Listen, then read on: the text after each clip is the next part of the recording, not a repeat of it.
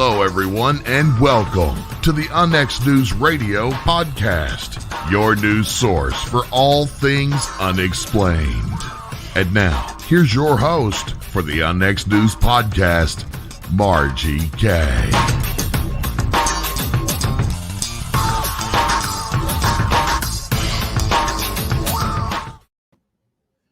Good evening and welcome to UX News. We are here this evening with a great show for you. I'd like to mention one thing before we get started, and that is please go visit this website, unexmedia.com, without the dash in it. And you're going to see a lot of really great books there and more coming. We've got some good authors. My latest book, Winged Aliens, is a theory that winged cryptid creatures are aliens and or interdimensional beings. And that is available at Amazon, but you can read more about it on the website. My guest this evening is Constance Victoria Briggs. She is a metaphysical, spiritual, cosmic researcher and writer. She's the author of the Encyclopedia of Angels, Encyclopedia of God, Encyclopedia of the Unseen World, and the Encyclopedia of Moon Mysteries, which is what we're going to be talking about tonight. It's Briggs' goal to investigate the mysteries of the universe and how they connect to humanity. And all the way from San Diego, California, welcome to the show, Constance. Thank you. Thank you. Thanks for having me, Margie. So glad you could join us this evening. I have a copy of your book, and it is most interesting. I've got to ask you, how did you get interested in the moon? So the moon interest began with my interest in extraterrestrials and the idea of us having not being alone in the universe, and there being, other entities and races of beings out there somewhere. I started very early on, a spiritual journey. And along the way, I amassed a number of stories about,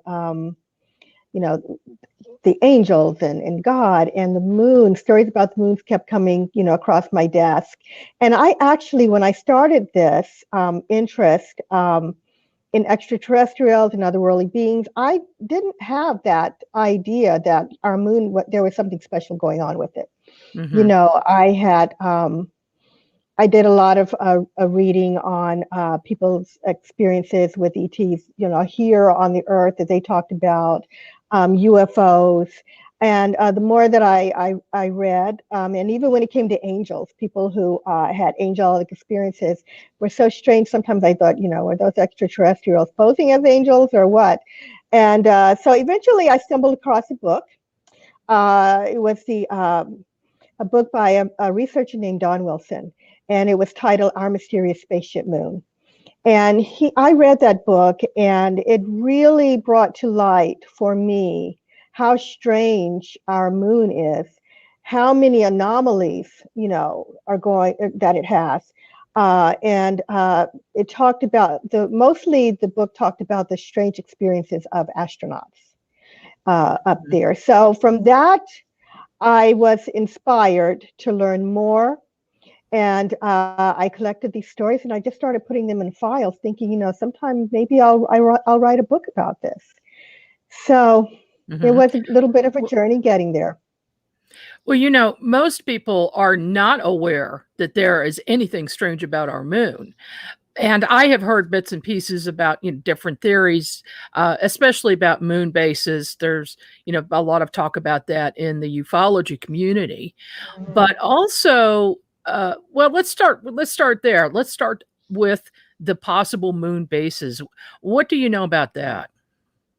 So, this book is a book on mysteries, because some of this stuff, it's information that came from people, and there's information that is speculated and rumored.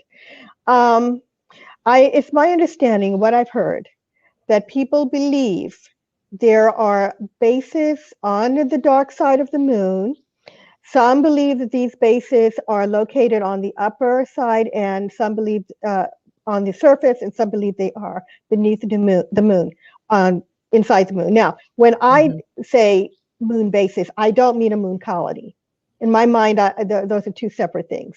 So when I think of the word base, I'm thinking of some sort of either military operation going on or some sort of excavation operation going on. So there is rumored that the biggest one is that we, Earthlings, governments from Earth, are working with extraterrestrials that together. I don't know what they would be doing together up there. The stories don't really say what they're doing.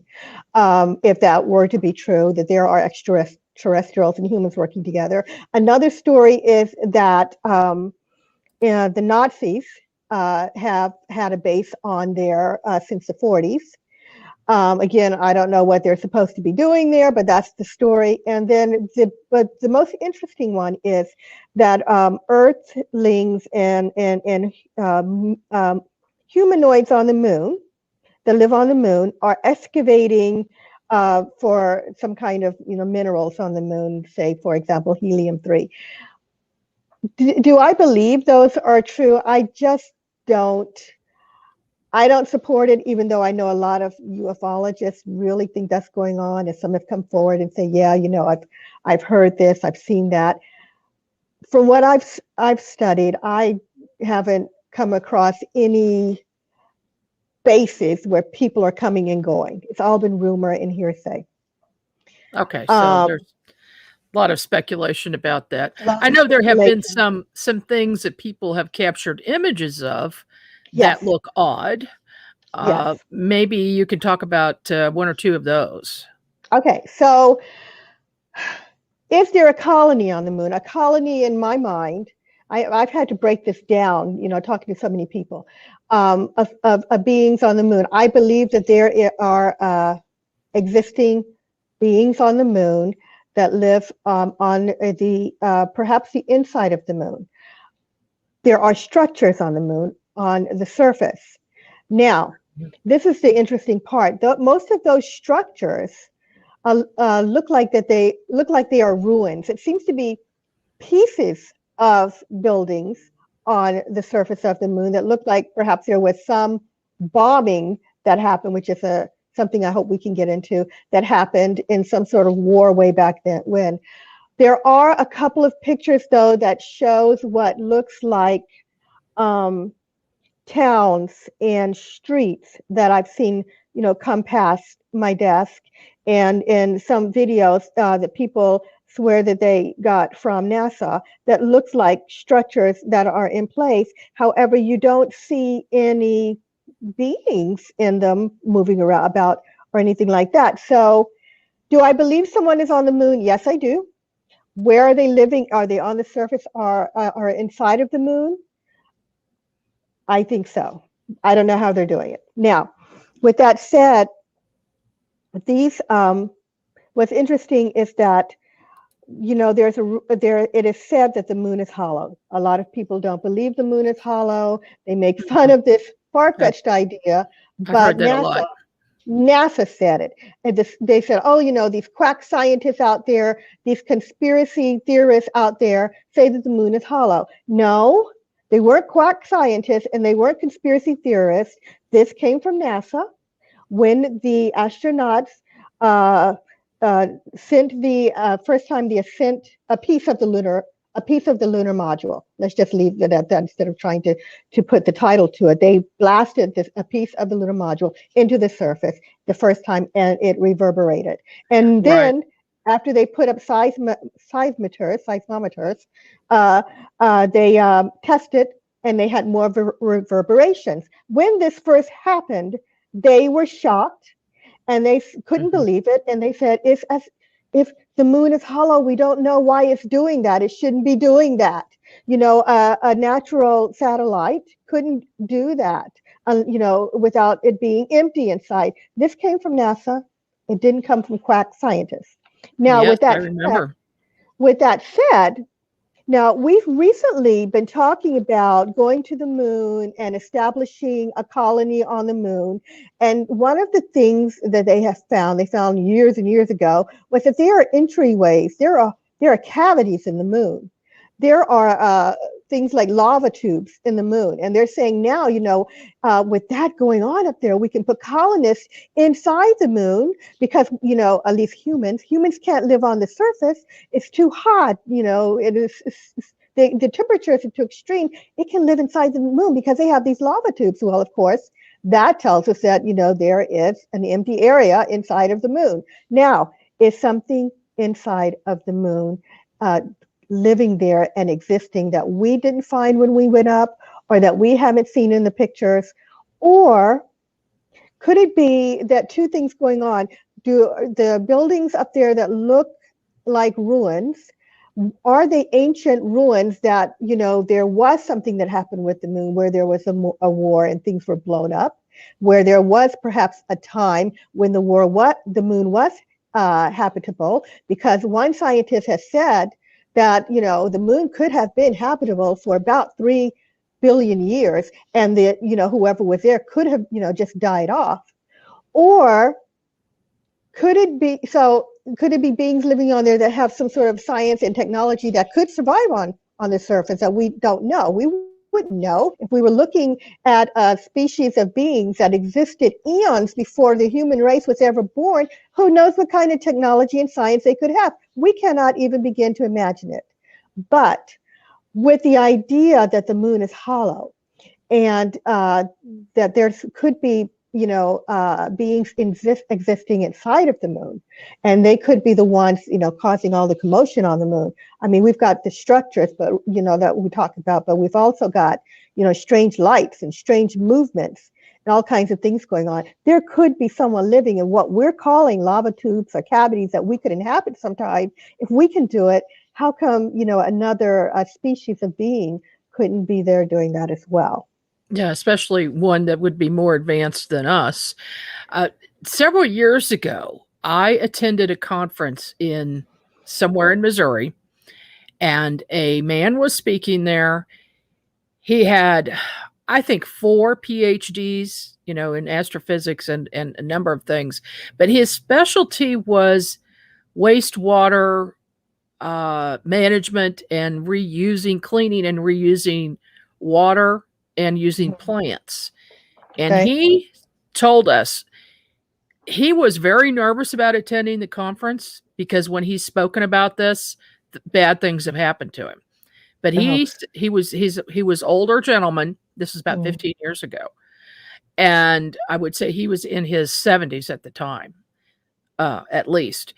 And he said that in the 1960s, before the Apollo moon landing, he had designed, and then other people went to the moon and constructed a base there for the US, and that they were growing plants, that they had water, that they reused water, and they cleaned it, and then they had fresh drinking water from this. And he also said approximately where this base was. I'm wondering if you've ever spoken to anybody like that, anybody who has, any scientists who say that they have participated in anything like that for the moon. I have not spoken with anyone personally that told me anything like that. It would have been very interesting to talk to that gentleman. Yes, indeed.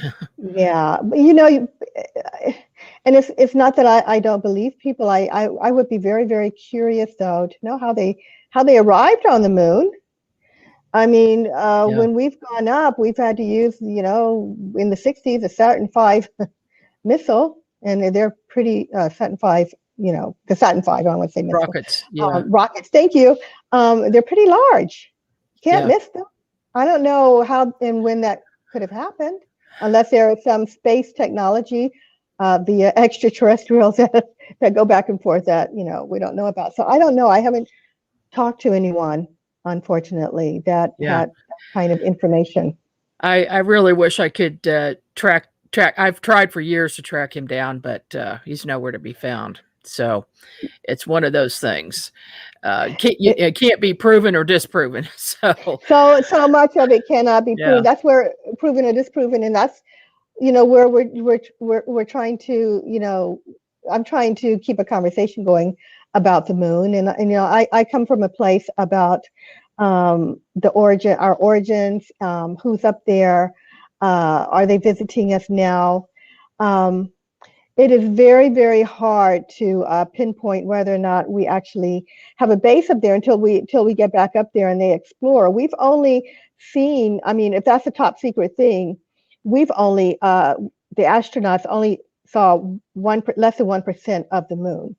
So I mean, both sides of the moon is Yeah. it's huge. It's the size of the U.S. on both sides, and you have all that the space in between. Who knows what's up there? People will say, no, the astronauts went and they didn't find anybody. Well, they didn't see that much. Each of us who have explored the U.S., we haven't seen it all.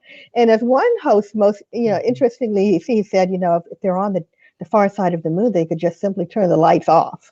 That was fun, but when he said it, but it's not untrue, depending on the technology. But yeah, so there does seem to be something going on up there. Yeah, so.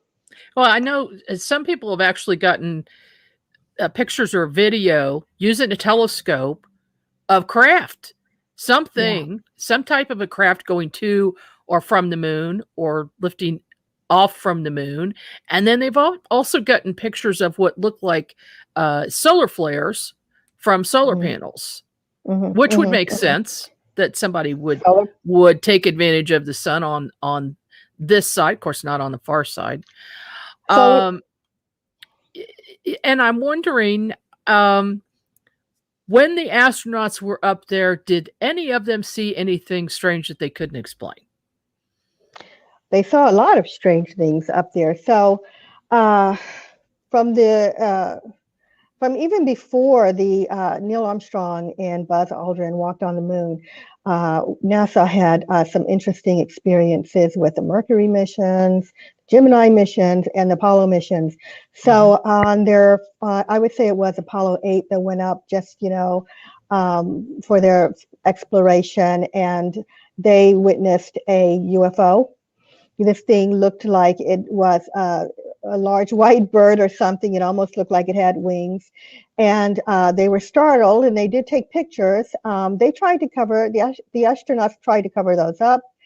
And I've seen the photos where they took tape because they didn't have the photo technology that we have now. They literally took tape later and tried to X this thing out.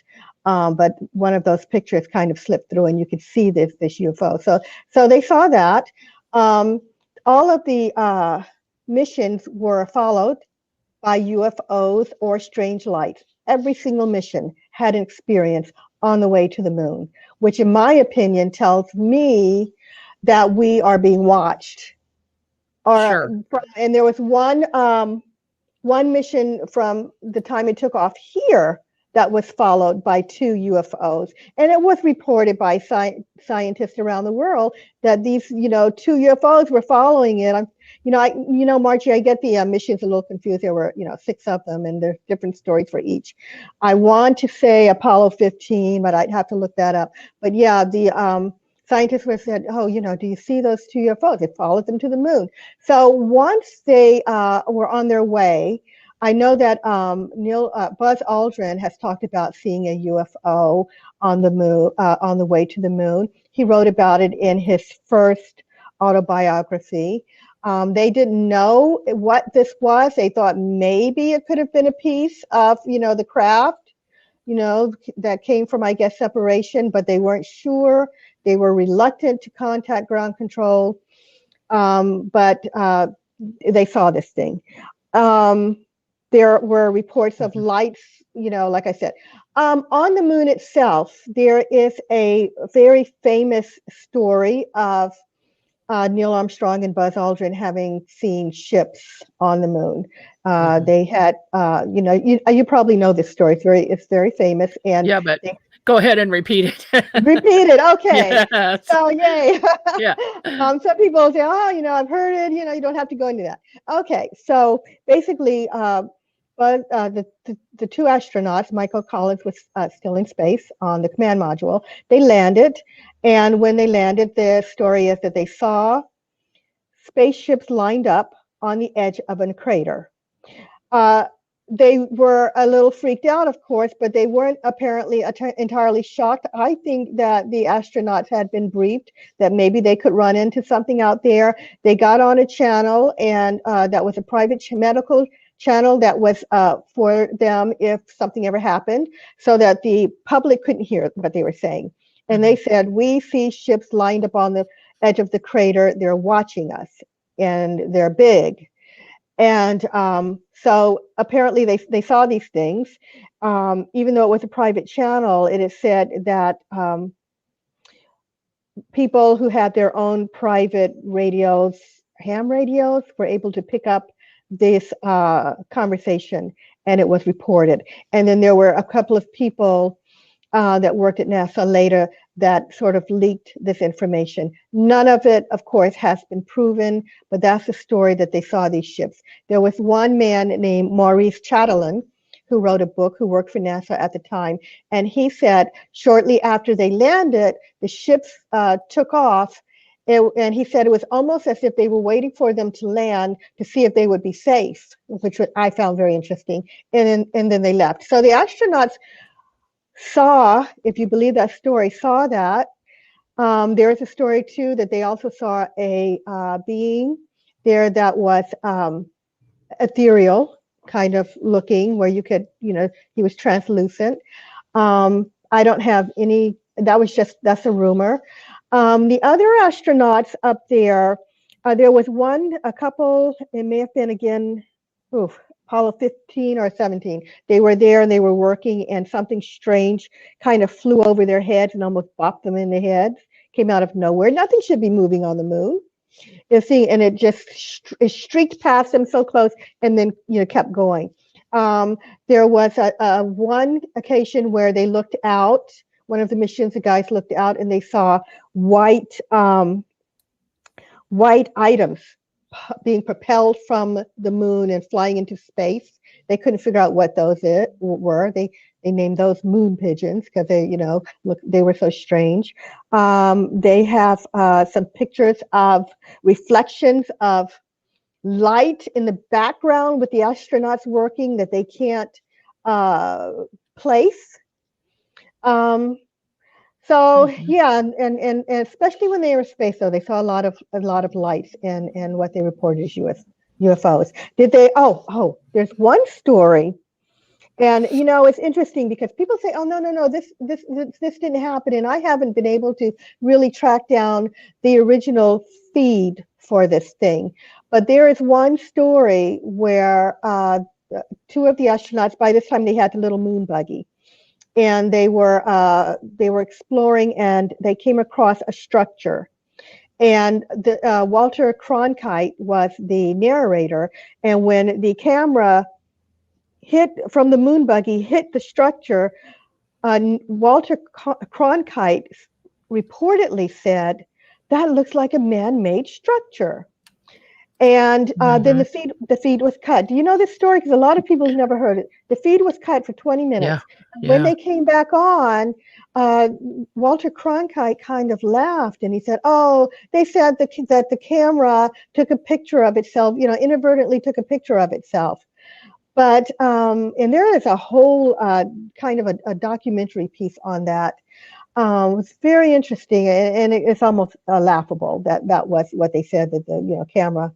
So they came across things. They came across structures that looked like pyramids and some other items. They saw there are some transcripts of the astronauts talking, and you can hear them saying, "Oh, oh, what is that? Oh my goodness, what is that opening? Oh, whoever lives in there." For example, whoever lives in there, must, I don't know what his comment was, but they were talking about beings living in this area of the moon, and they've got that on tape. There was. Do you get the sense in listening to those conversations they had that they already knew there was somebody there before we got there? I feel like they did. I feel like they were briefed that something could be happening. Also, you just triggered a memory for me. I did read a piece where Neil Armstrong was said to have been at a party talking to a professor, and he said, we knew something, we could bump into something, up there. They had been told, and there are some, there are so many lights and strange things going on up there, Marjorie, that NASA itself made documents or catalogs of all of these anomalies, and they named them a transient lunar phenomena, also called lunar transient phenomena. Either way, it's the same things. So I believe they were concerned about sending the astronauts up because they did know something. The one of the catalogs has moon anomalies, which transient lunar phenomena includes weird lights on the moon and weird movements on the moon. So basically, in case people don't and haven't heard this information, astronomers had seen strange lights on the moon going back to the beginning of the creation of the telescope. And they started recording these things. These records go back, many, many, many years, several decades. And they were recorded at the British Astronomical Society all this time. And so NASA became concerned and made a whole catalog, which, by the way, you can buy on Amazon if you ever want to see it. It's not a secret. These things, they reported lights of all different sizes, shapes, colors. You could have a red light moving across the surface of the moon. They reported them lasting anywhere from, a few minutes to several hours. Some of them were inside of the craters. Some of them were lighted looked like puffs of smoke or mist. Some of them were several at a time, maybe, I don't know, just throwing out an example, 5 lights at a time moving across the surface of the moon. And there's tons of them, tons of reports, different astronomers, different dates. And so who is providing these lights? Where are the lights coming from? If there's not some intelligence up there, nothing should be moving on the moon. It's not a dead rock like people believe. We've been taught to believe. This thing is an alien world where I believe something is there. Are they bad? No.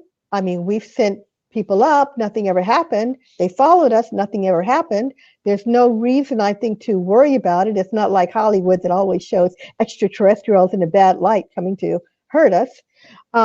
There were a couple of times, Apollo 10 and Apollo 13, both had problems out there.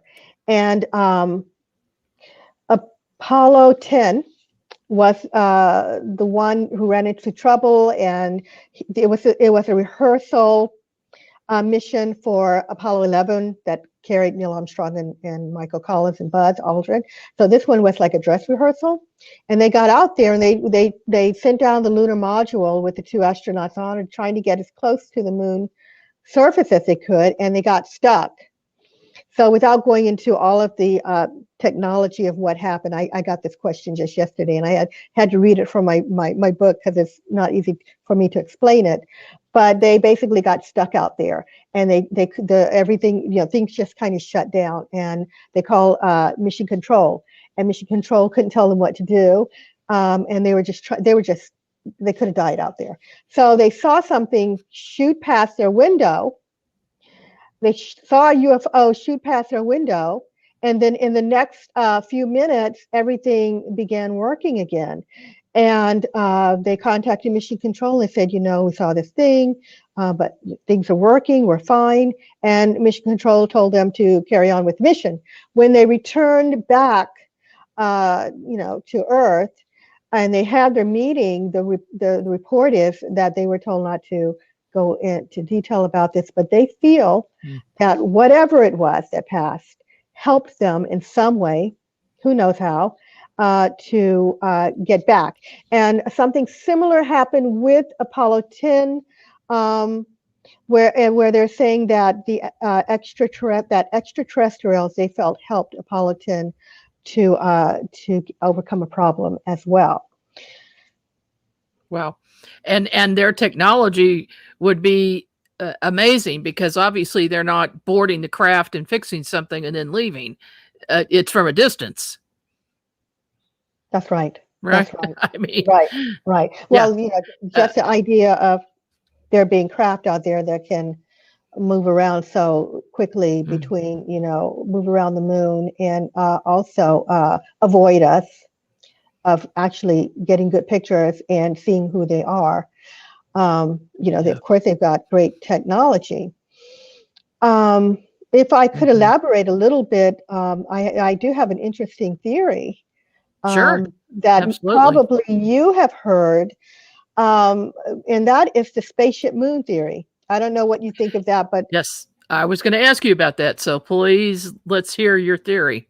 This is absolutely the most way out theory that you can imagine. And it's, interestingly enough, my favorite. So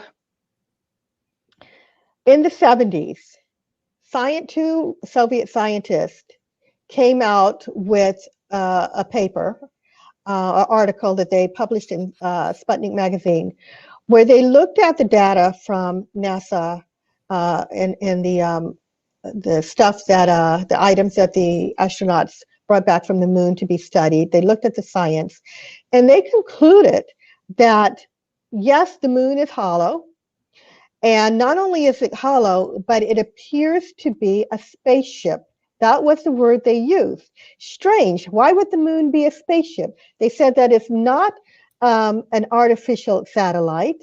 And to quote Isaac Asimov, who said, when he looked at all of the data, he said, what in the world, is that? It's too big, captured by Earth. What is it? What is the moon? Well, the scientists think that they had that answer. They said it was a spaceship, and they believed it was hollowed out. It was a planetoid that was hollowed out by advanced beings that took, of course, some sort of weird large equipment and was able to open that thing up and then put in engines. And they said everything it would take to survive in space, and then sent it across the universe and placed it in the vicinity of Earth. That was their theory. They believed that someone was inside it. And what was really amazing to me about this is that there is a story, I don't know if you're familiar with it, from the Zulu people of Africa. I don't know if you've heard it, Margie, No, what is it? Oh, okay. So, that can just take us into, remind me, because I talk so much that I lose my train of thought sometimes. So remind me, you're going to tell us about the ancient stuff. Okay. So the Zulu people of Africa has a creation story, well, a moon creation story, not an Earth, and that of how the moon came to be. In their story, they said that there were two brothers, extraterrestrials, which of course the traditional story doesn't use the word ETs, but there were these two brothers that stole what they call an egg. They refer to the moon as an egg. These two brothers stole it and took the yolk out. It doesn't say exactly why they took the yolk out, but they took the yolk out of this large egg, which is the moon, and they sent this thing across the universe and placed it here. Now, I don't believe that the Russian scientists were copying purposely a Zulu legend. I believe that the Zulus were told by beings from another world about how the moon came to be, as well as other things. They were given information. So it was interesting to me that they called this thing a hollowed out egg, and that it was placed here, sent across the universe, and that's exactly what the scientists were saying. Mm-hmm. My question for all of this is that if that is true, number one, of course, who were the beings? In these days, we have a lot of names of extraterrestrials, which we won't get into this show, but we do have people who have had experiences and are compiling lists.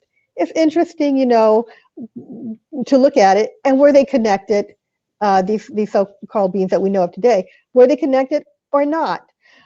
But if they did send this thing across the universe, why did they do it?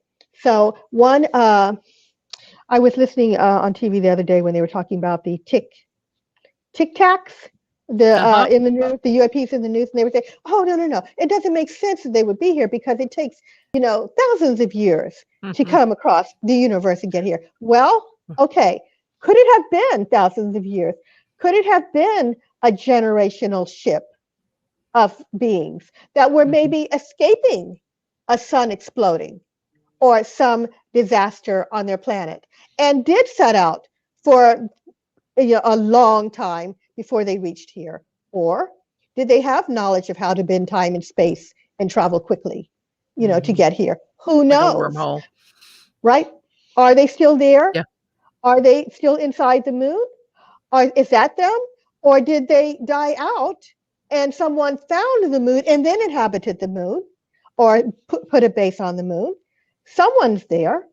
If they did send this thing across the universe, what reason was it? If they were escaping their planet, did they just find the Earth and say, okay, this is a great place to park for whatever reason, and they could leave at any time? Or did they come and try to save themselves and actually put people here too?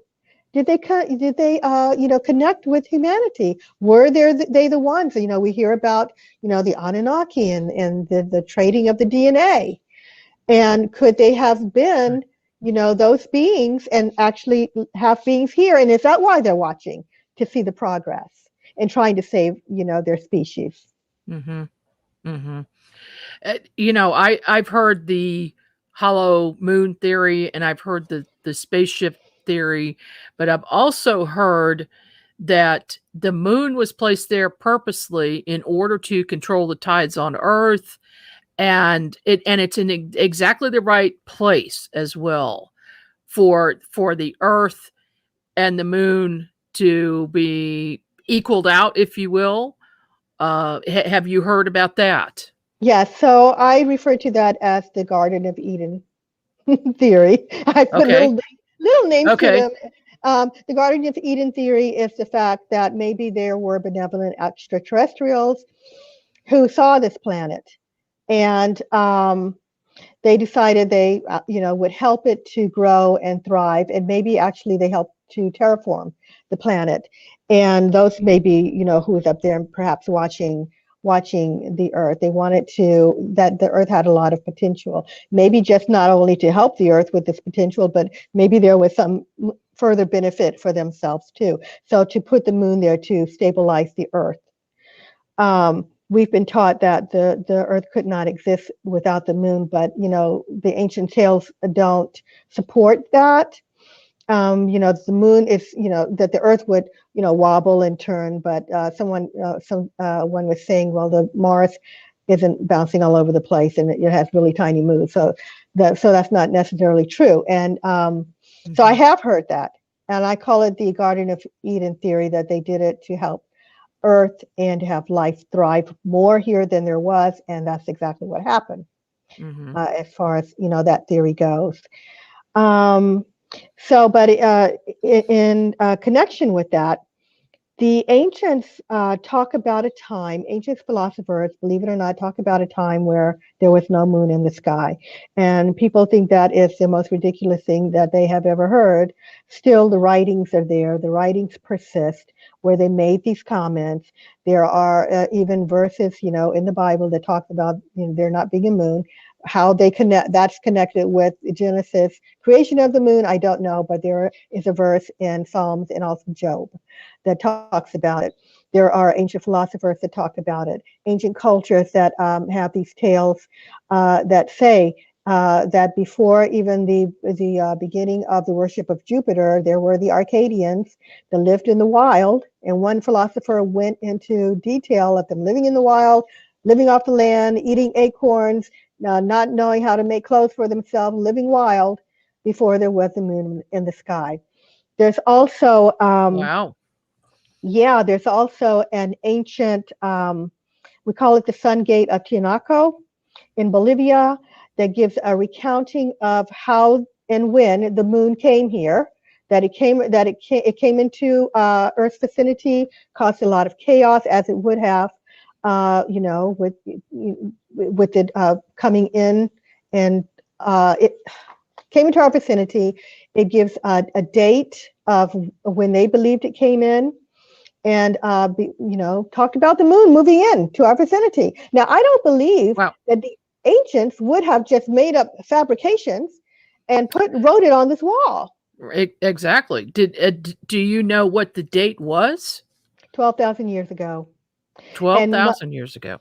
And what's interesting about that is that Atlantis, was, this gets into a whole other thing, but Atlantis was destroyed. For people who believe that it existed, which I do, they believe that it was destroyed around that time frame, and there was, from storms, and there are other tales around the earth of great, storms and earthquakes and things, and so maybe that was the event. I think that's the time of the Little Ice Age as well. Yeah. Around 10 to 12,000 years ago. That makes you wonder, the moon affects the earth, obviously, with our tides, at least. And it does make you wonder about things that would have happened around that time period if that would have caused some of that.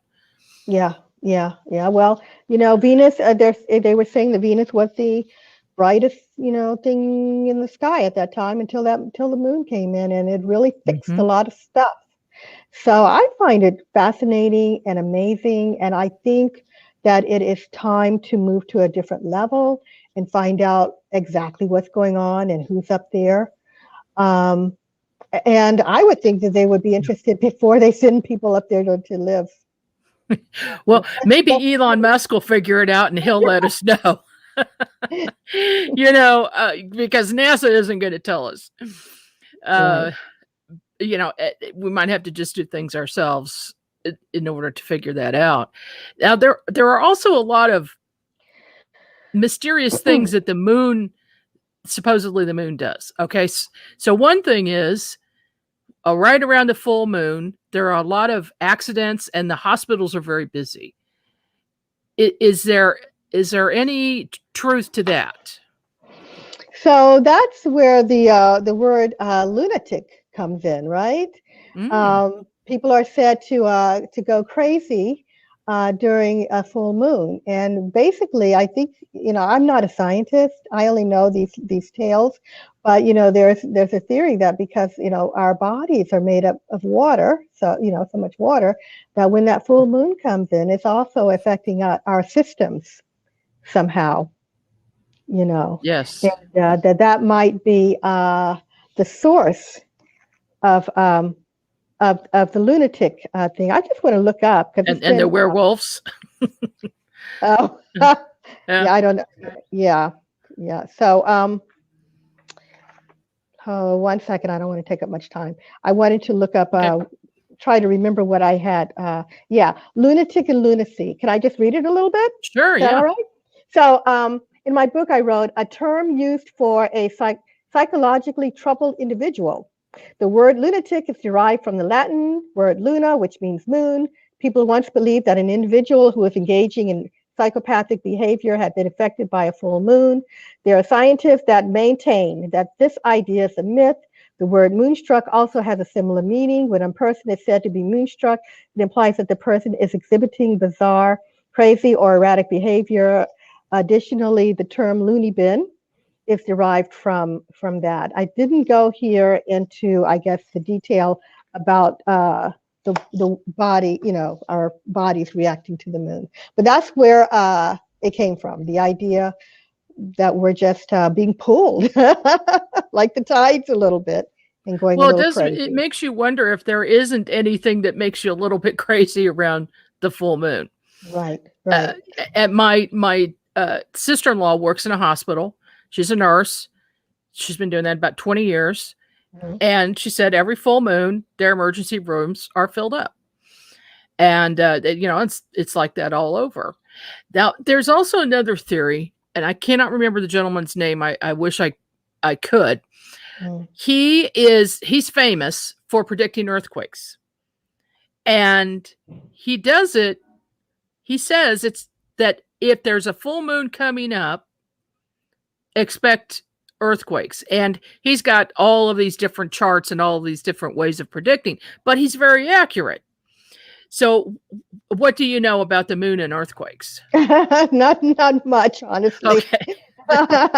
I'll be happy to look up his book too. So I apologize. Okay. That's quite all right. I did not know if you studied that part of it or not.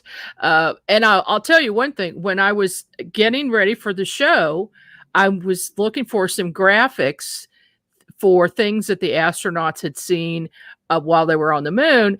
And interestingly, those things are being blocked from the search engine that I used. You don't see that. You see all kinds of information about how these certain things were faked and different articles about how that's not possible, but you don't see the actual theories, and those things are buried. I know they're out there, but the information like this is increasingly being blocked. So I would just make the suggestion that anybody that's doing research on anything strange, download it now while you can, because a lot of this stuff is being blocked. Yeah. Also, there are some original books out there that were on the moon that were published after the astronauts came back. If you can find any of those, you can see some of the original pictures, because they were published, and put out there before they started blocking things. I think that they, started in the 50s. They were more open to, I think, talking about things until the astronauts went up, and they were advised by the Brookings Institute that if you come across something strange, humanity's not ready to hear it. But that was a long time ago. Today, I would think that we've, come a long way and might be open to that information. So you can go and look for some old publications out there from the 70s, and just look up moon books. They might be on Amazon or eBay. I know I ordered one recently, like about 2 weeks ago. I haven't had the time to delve into it, and you might find some things. Oh shoot! I was going to talk to you about the ancients. I did talk to you about the philosophers, didn't I? Okay. Yes, absolutely. Yeah. What did Aristotle or Plato write about the moon? Aristotle. Okay. Yeah. So Aristotle was one person that obviously people listened to. So you would think that they would listen to what he said here. In his work, Constitution of Trajan, he tells of a people referred to as the Pelasgians, who inhabited Arcadia before the Greeks. This word was another word they used for Arcadians. He wrote that they held claim to the land first, since they were, as he stated, already living on it before there was a moon in the heavens. In my Moon Mysteries book, I actually list all of these philosophers and what they said. I know we're running out of time. Oh, good. Okay. But what they said in it. And also you can Google it. It's not a secret. I didn't have a seance. Right. You can just Google it. Say, what does the philosopher say about the moon? Yeah. Well, pretty much you have compiled everything into one place. So if anybody's interested in the moon, I would, get your book. And speaking of, let me get a picture of this up. And then here we go. Where can people get the book? So the book can be found on Amazon, or you can go through the publisher, which is Adventures Unlimited Press, the Ancient Aliens people who I just love. And you can go to their website. Also at Barnes & Noble, or you can Google it. It pops up, with lots of bookstores And so basically this book is designed because I have done a lot of research and I've done a lot of studying and I've talked to a lot of people. I didn't. I wanted people to know more information and get the conversation going. I'm trying to be a part of the disclosure and try to. If there's more to me, by the way, than just the moon, I know some other stuff too. But I wanted people to have a easy resource to look up these stories and form their own opinion, and just kind of use it as a jump off point to do your own thing and research. I list pictures that they have in NASA where you can just ring in the code or Google it or go to NASA and ring them in, and the pictures will pop up. You can see that one, for example, with the tape that I told you about.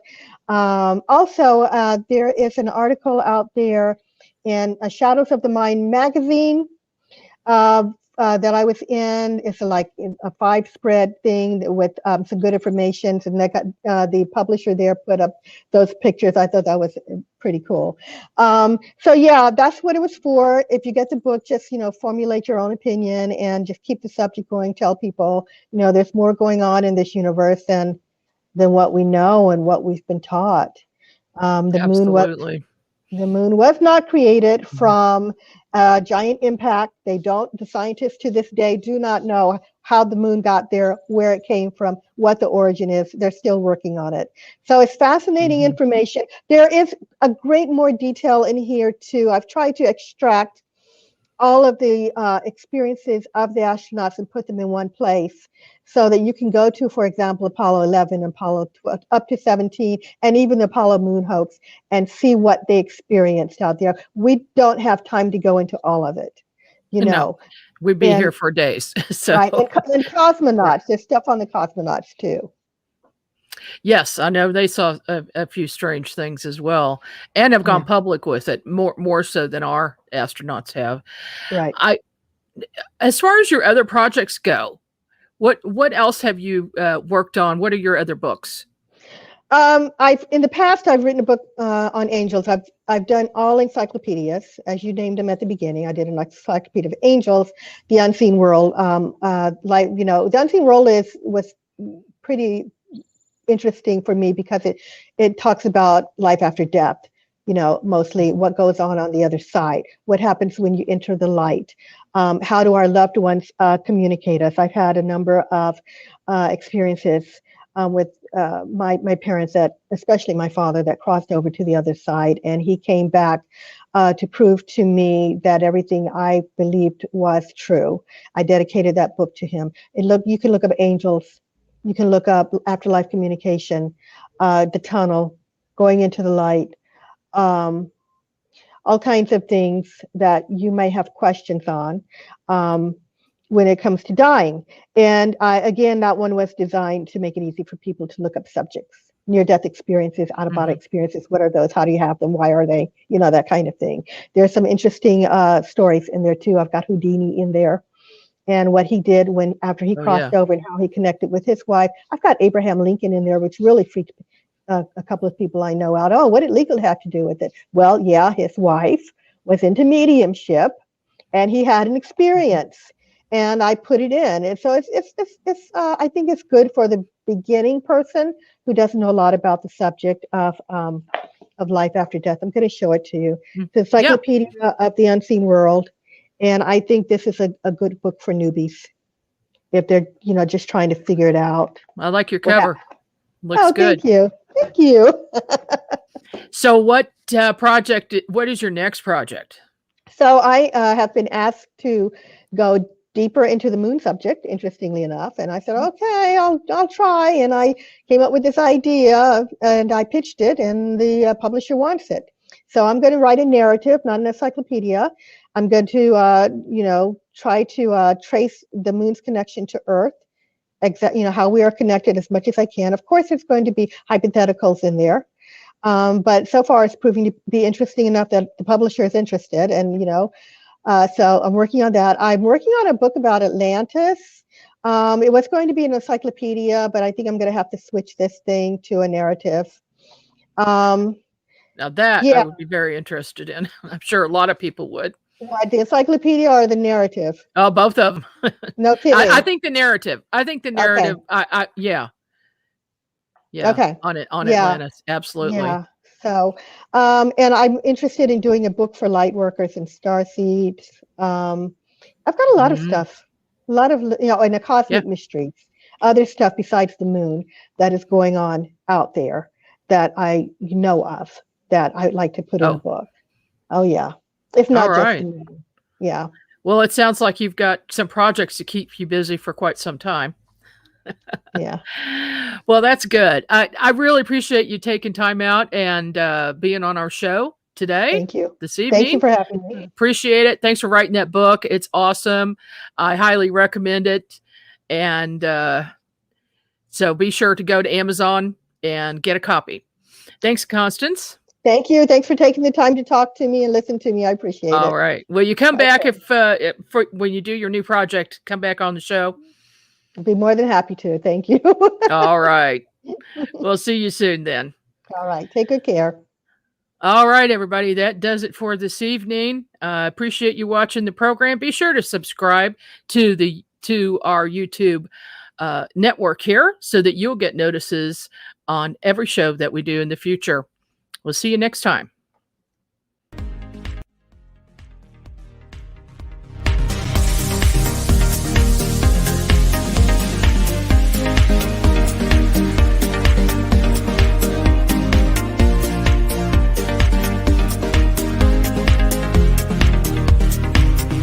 You've been listening to the UNX News Podcast with Margie K. Any rebroadcast or duplication of this program or its content without express written permission from Margie K. is strictly prohibited. The UNX News Podcast, in direct cooperation with the internet website margiek.com.